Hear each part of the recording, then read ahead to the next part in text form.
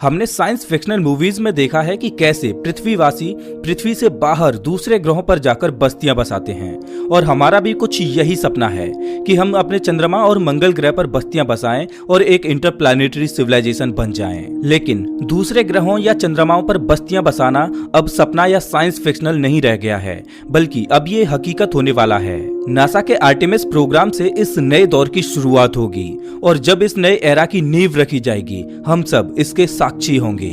साल 1968 से 1972 तक अमेरिका ने इंसानों को चांद पर उतारने के लिए कुल 9 मिशन किए, जिनमें से 6 मिशन सफल रहे और इन मिशन के दौरान नील आर्मस्ट्रांग सहित कुल 12 लोगों ने चांद की धरती को छुआ। और चांद पर आखिरी मिशन था अपोलो 17, जिसको साल 1972 में अंजाम दिया गया था। लेकिन उसके बाद से किसी भी देश ने चांद पर मानव मिशन करने की कोशिश नहीं की और आज 50 साल का समय हो चुका है चांद पर आखिरी मानव मिशन को किए हुए। लेकिन अब इतिहास अपने आप को फिर से दोहराने वाला है और चांद पर नए दौर की टेक्नोलॉजी के साथ एक नए एरा की शुरुआत होने वाली है। चांद पर किए जाने वाले आर्टेमिस प्रोग्राम का मकसद है साल 2024 तक पहली वुमेन और अगले मैन को चांद की धरती पर उतारना और चांद पर रिसर्च करने के लिए वहां पर साल 2028 तक आर्टेमिस बेस बनाना। वैज्ञानिकों ने चांद पर आर्टेमिस बेस बनाने के लिए चांद पर एक बहुत बड़े गड्ढे स्केलेटन क्रेटर को चुना है, जो कि 12 मील चौड़ा और 2 मील गहरा है। सोचकर देखिए कि मानव निर्मित एक बहुत बड़ा लूनर बेस इस गड्ढे के अंदर काले अंधेरे में होगा। लेकिन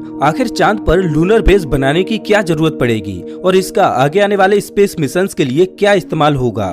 चांद पर गोल्ड, प्लेटिनम और अन्य रेयर अर्थ मेटल्स का खजाना है। लेकिन किसी भी बाहरी कॉस्मिक बॉडी पर जो सबसे बड़ा खजाना होता है वो है पानी। अगर पानी को हाइड्रोजन और ऑक्सीजन में स्प्लिट करके सेपरेट किया जाए और हाइड्रोजन और ऑक्सीजन को लिक्विड में कन्वर्ट किया जाए तो ये बन जाता है एक रॉकेट फ्यूल, जो कि स्पेस मिशन के लिए बहुत ही कारगर साबित होगा। पृथ्वी से लॉन्च किए गए किसी भी स्पेसक्राफ्ट को चांद पर जाकर फिर से रिफिल किया जा सकेगा। वैज्ञानिक मानते हैं कि स्केलेटन क्रेटर की गहराई में पानी बर्फ के रूप में दफन है।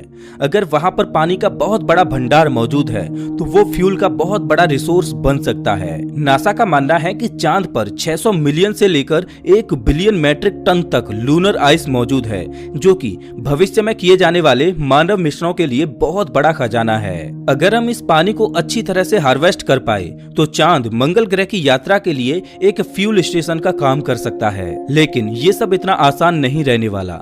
चांद पर लूनर बेस बनाने के लिए बहुत सी चुनौतियों का सामना करना पड़ेगा। आर्टेमिस प्रोग्राम के 4 मेन कंपोनेंट्स हैं। पहला है स्पेस लॉन्च सिस्टम रॉकेट यानी SLR, जो कि अभी तक का सबसे पावरफुल रॉकेट होगा, जो स्पेसक्राफ्ट को पृथ्वी